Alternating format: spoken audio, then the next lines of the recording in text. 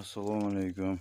Ishqibozlar, mana ko'rishingiz mumkin. Chorniy almas kechroq ochilgan jo'jalari.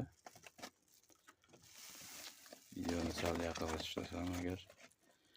Bular Xudo xohlasa 5 kunlik bo'ldi. 5 kunlik chorniy almas jo'jalari. Ozgina maza yo'q. E'tibor bermaymiz. Bu yerda soni 9 ta. Soni 9 ta. Mana ko'rishingiz mumkin. Endi hozir uncha sayramaydi. Bir haftaga 10 kundan keyin yugurishni boshlaydi bular. Hozirda yomon emas. Bundan keyindan oldin ochilgan akalarni ko'rsataman. O'sha zotdan faqat oldinroq ochilgan. Mana aka-ukalar.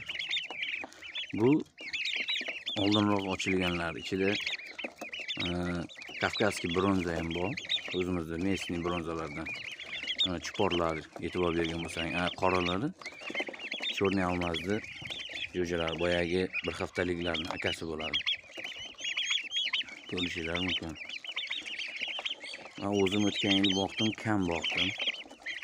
Endi bu yil ko'paytirmoqchiman. Shu maqsaddan ko'pchilik kimga qiziq bo'lsa, shunaqa videolar chiqaramiz, xudo xohlasa. Paroda haqida ham eshitganlar kammi yo ko'pmi bilmayman. Qiziqqanlar mana ko'rishingiz mumkin. Toshkent paroda emas bu. Bu yerda chorniy almas и Kavkazskiy bronzalar. Bronza 708 di. O'shani rangidan faqat jaydarisidan. Bularni Xudo xohlasa sotish niyati yo'q. Hozirda yetiltirib, keyin sotamiz. Ungacha ishqibozchilikka mana qarayapmiz, o'zimiz parvarish qilyapmiz. Manzil Sirdaryo viloyati, Sirdaryo tumanida. Ko'rishingiz mumkin, jo'jalar tetik.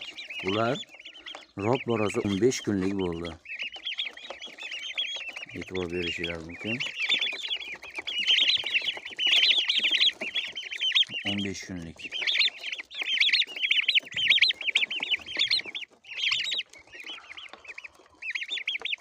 Yirik jo'jalar, 15 kunliklar jaydarlarga qaraganda bular sal yirikroq.